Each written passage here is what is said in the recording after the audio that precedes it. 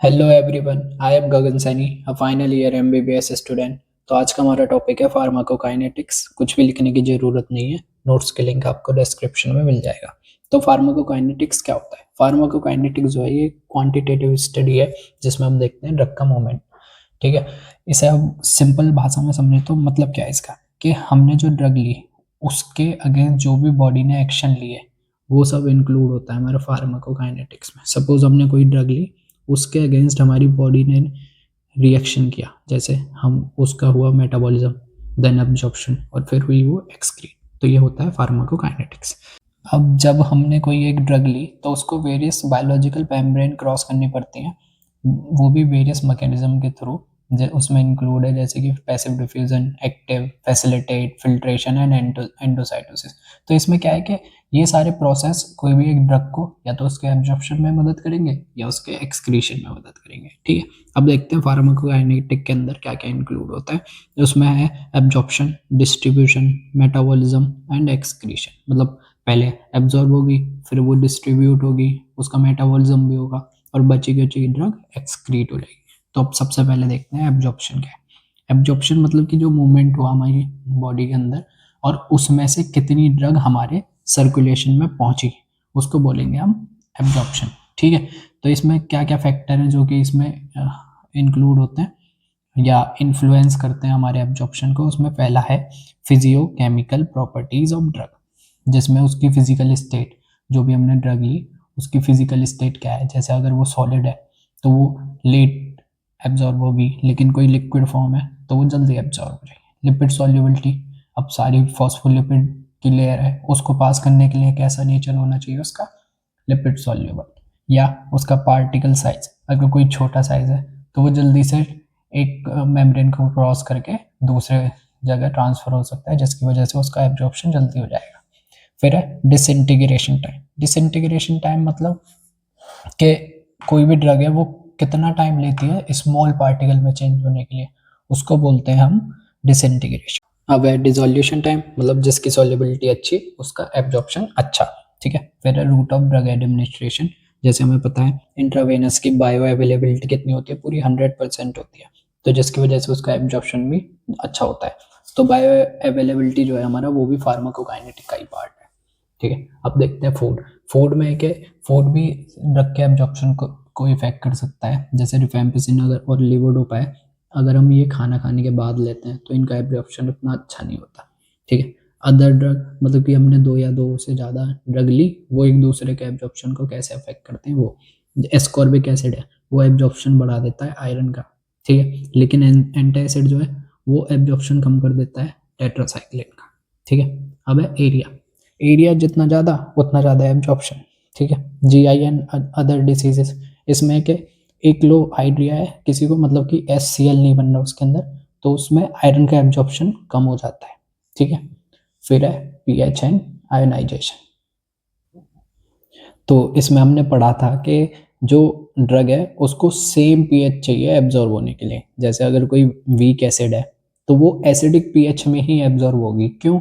क्योंकि वहाँ उसका पूरा आयोनाइजेशन नहीं होगा, और आयोनाइजेशन नहीं होगा तो वो क्या होगी, लिपिड सॉल्युबल, और वो ज़्यादा एब्जॉर्ब होगी इसलिए। ठीक है, लेकिन वहीं अगर हमें ड्रग का एक्सक्रीशन कराना है तो हमें चाहिए वहाँ अपोजिट पीएच। अपोजिट पीएच क्यों? कि हमने एसिड वीक एसिडिक ड्रग ली और हम वो गई बेसिक पीएच में, तो वहाँ क्या हुआ, उसका आयनाइजेशन हो जाएगा ज़्यादा, जिसकी वजह से आयनाइजेशन हुआ तो वो क्या होगी, वाटर सॉल्युबल, और वाटर सॉल्युबल क्या क्या होगी, एब्जॉर्ब कम होगी और उसका एक्सक्रीशन जो है वो बढ़ जाएगा। अब देखते हैं एब्जॉर्प्शन के बाद डिस्ट्रीब्यूशन। डिस्ट्रीब्यूशन है कि हम जो भी हमने दवाई ली उसका कितना ट्रांसफ़र हुआ बॉडी और उसके फ्लूइड कंपार्टमेंट के बीच में। ठीक है, ये किस किस चीज़ पे डिपेंड करता है, या तो कंसंट्रेशन ग्रेडियंट पे, जैसे कि कोई ड्रग हमने ज़्यादा ली तो उसका एब्जॉर्प्शन भी ज़्यादा होने की वो है प्रोबेबिलिटी। फिर लिपिड सॉल्युबिलिटी, जितनी लिपिड सॉल्युबल उतना ज़्यादा absorption. PH and ionization, pH and ionization में तो वही है, जो कम आयनाइज्ड होगा वो ज़्यादा एब्जॉर्ब होगा और सेम पीएच में। ठीक है, एक्सटेंड टू वो बाइंडिंग टू प्लाज्मा प्रोटीन, मतलब इसमें हम देखते हैं ये प्लाज्मा प्रोटीन बाइंडिंग। इसमें क्या है कि हमने जो ड्रग ली वो कितनी प्लाज्मा प्रोटीन से बाइंड हो रही है, जैसे कि एल्ब्यूमिन। अब कोई ड्रग आई बॉडी में और वो जो है उससे अटैच हो गई ये एल्ब्यूमिन आके अटैच हो जाएगी, तो उसका साइज जो है पहले से बढ़ जाएगा। तो वो क्या करेगी, उसकी ना फ्री फॉर्म जो होगी उसको कम कर देगी, जिसकी वजह से उसका एब्जॉर्प्शन या डिस्ट्रीब्यूशन कम हो जाएगा। तो high plasma protein binding decreases distribution, ठीक है। और ये जो है प्लाज्मा प्रोटीन बाइंडिंग ये डिले भी कर सकते हैं मेटाबॉलिज्म, ठीक है, साइज बढ़ गया क्योंकि। फिर है excretion of plasma protein binding drug bye filtration delayed, मतलब फिल्ट्रेशन भी उसका कम होगा ना, क्योंकि उसका साइज बढ़ चुका है, तो वो जो पोर्स हैं उनमें से कम पास हो पाएगी, ठीक है। फिर है कि जो हम ये अगर कोई ड्रग हमारी बाइंड हो गई है एल्ब्यूमिन से या किसी और प्रोटीन से, तो उससे क्या क्या होगा, हीमोडायलिसिस भी कम हो जाएगा, ठीक है। फिर अगर किसी को एनीमिया है, उसमें क्या होता है, प्लाज्मा एल्ब्यूमिन जो होता है वो कम होता है, तो जिसकी वजह से फ्री फॉर्म बढ़ जाती है, और फ्री फॉर्म बढ़ गई नॉर्मल कंसंट्रेशन से ज़्यादा, तो वो क्या कर सकती है, टॉक्सिसिटी, ठीक है। फिर है plasma protein binding depend on affinity, मतलब कि कोई अगर ज़्यादा बाउंड हो रहा है तो उसकी एफिनिटी ज़्यादा है प्रोटीन के लिए, लेकिन कोई कम बाउंड हो रहा है तो उसकी फ्री फॉर्म ज़्यादा है, तो वो ज़्यादा अवेलेबल होगी बॉडी को, ठीक है। अब है अपेरेंट वॉल्यूम ऑफ डिस्ट्रीब्यूशन, इसमें क्या है कि टोटल जितनी ड्रग ली हमने by concentration of drug in plasma, मतलब कितनी ड्रग हमारे बॉडी में गई, उसमें से कितनी ड्रग हमारे प्लाज्मा में आई, उसको हम बोलते हैं अपेरेंट वॉल्यूम ऑफ डिस्ट्रीब्यूशन। अब डिस्ट्रीब्यूशन के बाद देखते हैं मेटाबॉलिज्म।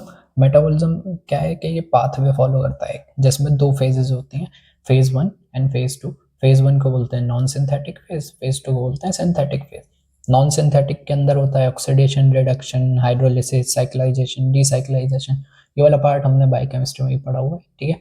यहाँ सिर्फ इसके नाम देख लेना, ज़्यादा एक्सप्लेनेशन की जरूरत नहीं है। सिंथेटिक में ग्लूकोयूरिनाइडेशन, एसिटाइलेशन, सल्फोनेशन, मिथाइलेशन, ठीक है। अब है हॉफमैन एलिमिनेशन। हॉफमैन एलिमिनेशन है कि हमने कोई ड्रग ली लेकिन उसमें किसी भी एंजाइम की जरूरत नहीं पड़ी उसके मेटाबॉलिज्म के लिए, तो उसको बोलते हैं हॉफमैन एलिमिनेशन, ठीक है। इसका एग्जांपल है एट्राक्यूरियम, जो कि एक मसल स्केलेटल मसल रिलैक्सेंट है जो कि अंडरगो करता है हॉफमैन एलिमिनेशन, ठीक है। फिर है फैक्टर अफेक्टिंग मेटाबॉलिज्म, इसमें है कि एज फैक्टर, कैसे कोई नियोनेट है और एल्डरली है तो उसमें क्या होता है, मेटाबॉलिज्म कम होता है, ठीक है। फिर है दूसरा डाइट, पुअर न्यूट्रिशन, अगर किसी में पुअर न्यूट्रिशन है तो उसके एंजाइम जो है ठीक से फंक्शन नहीं करेंगे, जिसकी वजह से उसका मेटाबॉलिज्म कम होगा, ठीक। फिर है डिसीजेज जैसे किसी को क्रोनिक लिवर डिसीज है तो उसमें मेटाबॉलिज्म जो है उसका कम होगा, लेकिन उसका ड्यूरेशन ऑफ एक्शन जो होगा ड्रग का वो बढ़ जाएगा, ठीक है। अब है जेनेटिक फैक्टर, इसमें आता है ग्लूकोज 6 फॉस्फेट डिहाइड्रोजनेज डेफिशिएंसी, मतलब अगर किसी में इसकी डेफिशिएंसी है तो नॉर्मली क्या होता है कि जो हमारा G6PD होता है, मतलब ग्लूकोज 6 फॉस्फेट डिहाइड्रोजनेज, ये हमारी आरबीसी की सेल मेम्ब्रेन की इंटीग्रिटी को मेंटेन करेगा, ठीक है। लेकिन अगर किसी में G6PD की डेफिशिएंसी और उसने सल्फोनामाइड या प्राइमाक्विन दवाई ले ली तो वो क्या करेंगी, वो आरबीसी का ब्रेक डाउन कर देंगे, जिसकी वजह से हीमोलिसिस हो जाएगा, ठीक है। अब देखते हैं बायो ट्रांसफॉर्मेशन क्या होता है। बायो ट्रांसफॉर्मेशन है, ये भी मेटाबॉलिज्म का पार्ट है। इसमें क्या होता है, कोई भी ड्रग ली हमने, उसका केमिकल ऑल्ट्रेशन हुआ बॉडी के अंदर, वो इसलिए ज़रूरी है क्योंकि उस मॉलिक्यूल को हमें नॉन पोलर से पोलर बना रहा है, मतलब कि लिपिड सॉल्युबल से लिपिड इनसॉल्युबल बना रहा है, जिससे क्या होगा, उसका जो है रीअब्जॉर्प्शन रुक जाएगा और उसका मेटाबॉलिज्म जो है बढ़ जाएगा, ठीक है। अब है बायो ट्रांसफॉर्मेशन में लीड टू, मतलब कि कोई ड्रग ली उसको हमने इनएक्टिव मेटाबोलाइट में बदल दिया, मतलब जो ड्रग आई उसका मेटाबॉलिज्म हुआ और वो इनएक्टिव हो गई, जिसके एग्जांपल है फिनोबार्बिटॉन और फिनोटाइन। फिनोबार्बिटॉन को कन्वर्ट कर देते हैं हाइड्रोक्सीफिनोबार्बिटॉन में और फिनिटोइन को भी पैरा हाइड्रोक्सीफिनिटोइन में, जिसकी वजह से इनका फिर एक्सक्रीशन बढ़ जाएगा, ठीक है। फिर है active drug to active metabolite, मतलब कि इसका मेटाबॉलिज्म हुआ कोडीन का और वो कन्वर्ट हो गई एक्टिव मेटाबोलाइट, जो कि क्या है उसका मॉर्फिन, ठीक है। एसिड डायazepam है, उसका मेटाबोलाइट क्या है, एक्टिव ऑक्सीजेपाम, ठीक है। अब है inactive drug to active metabolite, ठीक है। कोई इनएक्टिव ड्रग ली हमने बॉडी में जो कि कोई फंक्शन नहीं कर सकती अभी, लेकिन उसका मेटाबॉलिज्म हुआ और फिर वो एक्टिव हो गई, उसका एग्जाम्पल है लीवोडोपा, जो कि डोपामिन में कन्वर्ट हो जाता है ब्लड ब्रेन बैरियर क्रॉस करके। पार्किंसोनिज्म में यूज होती है ड्रग, ठीक है। फिर है प्रेडनिसोन, जो कि प्रेडनिसोलोन में कन्वर्ट हो जाती है। बायो ट्रांसफॉर्मेशन के बाद देखते हैं प्रोड्रग क्या होता है। प्रोड्रग होते हैं कि हमने कोई ड्रग लिया है इनएक्टिव फॉर्म में और फिर वो मेटाबॉलिज्म के बाद कन्वर्ट हो जाए एक्टिव फॉर्म में, मतलब इनएक्टिव फॉर्म को एक्टिव फॉर्म में बदल दिया, ठीक है। अब इसके यूजेस क्या है? यूजेस है कि बायो अवेलेबिलिटी बढ़ा देती है ये, ठीक है। अब जैसे हमने लीवोडोपा ली, वो ब्लड ब्रेन बैरियर क्रॉस करने के बाद डोपामिन में कन्वर्ट होती है। तो इससे क्या हुआ कि वो उसका जो लॉस होना था पहले बॉडी में ब्लड ब्रेन बैरियर क्रॉस करने से पहले, वो हमने बचा दिया। वो सीधे यहाँ जाके उसका मेटाबॉलिज्म हुआ और उसके बाद वो एब्जॉर्ब हो गई, ठीक है। और फिर है to prolong duration of action, मतलब कि जैसे फिनोथायाजाइन है, ये जो है इसका शॉर्ट ड्यूरेशन होता है, लेकिन अगर हम एस्टर ऑफ फिनोथायाजाइन यूज़ करते हैं तो उसका जो एक्शन होता है वो लंबे टाइम तक चलता है, ठीक है। अब है टू इम्प्रूव टेस्ट, जैसे क्लिंडामाइसिन है, वो बिटर होती है टेस्ट में, लेकिन हम क्लिंडामाइसिन पाल्मिटेट यूज़ करते हैं तो वो बॉडी में गई, उसका मेटाबॉलिज्म हुआ और वो वापस से क्लिंडामाइसिन बन गई और फिर वो वहाँ जाके यूज़ हो जाती है। तो इसे हम यूज़ करते हैं बच्चों को देने के लिए, ठीक है। अब है to provide site specific drug delivery, मतलब जैसे मिथामाइन है और वो फॉर्मल्डिहाइड में कन्वर्ट होता है मेटाबॉलिज्म के बाद, ठीक है। तो ये एक्ट कहाँ कर रहा है? यूरिनरी एंटीसेप्टिक में। किस पीएच पे? Acidic pH of urine. Site specific क्यों हुआ? क्योंकि जो हमारी यूरिन के पीएच है ना, सिर्फ ये उसी पीएच पे फॉर्मल्डिहाइड में कन्वर्ट हो सकता है, ठीक है। अब देखते हैं एक्सक्रीशन। एक्सक्रीशन क्या होता है? एक्सक्रीशन है कि removal of drug and it's metabolite form from the body, ठीक है। ड्रग या उसके किसी भी फॉर्म को बॉडी से बाहर निकालना आता है एक्सक्रीशन के अंदर। मेन चैनल कौन है इसका? वो है किडनी, ठीक है। अब किडनी जो है 3 चीजें इंक्लूड करती है: glomerular filtration, passive tubular reabsorption और एक्टिव ट्यूबुलर सिक्रीशन। मतलब कि पहले फिल्ट्रेट बनेगा, फिर उसमें से थोड़ा रीअब्जॉर्ब होगा और फिर जो बचेगा वो हमारा एक्सक्रीशन में चला जाएगा। अब एक्सक्रीट होने के लिए हमें कैसा पीएच चाहिए? अपोजिट पीएच, क्योंकि अगर सेम पीएच होगा तो उसका आयनाइजेशन नहीं होगा और वो लिपिड सॉल्युबल रहेगा और जिसकी वजह से उसका एब्जॉर्प्शन हो जाएगा, ठीक है। अब लंग्स। लंग्स में क्या होता है? जैसे अल्कोहल और जनरल एनेस्थीसिया है, ये दोनों क्या है? ये वोलेटाइल है, तो ये एक्सक्रीट हो सकते हैं लंग्स के थ्रू, ठीक है। फीसिस में जैसे हम ड्रग ली कैस्कार और सन्ना, ये क्या है? परगेटिव होते हैं, तो ये इजीली एक्सक्रीट हो जाते हैं फीसिस में, ठीक है। स्किन। अब किसी को आर्सेनिक और मरकरी की वो है पॉइजनिंग, या मरकरी की या आर्सेनिक की किसी की भी पॉइजनिंग है, तो उसमें क्या होता है? ये हमारे स्किन में भी ट्रांसफर हो जाती है, ठीक है ना। फिर है सलाइवा। सलाइवा में क्या है कि जो ड्रग है हमारी पोटेशियम आयोडाइड, फेनिटोइन, ये भी हमारे एक्सक्रीट हो जाती हैं सलाइवा में, ठीक है। बाइल।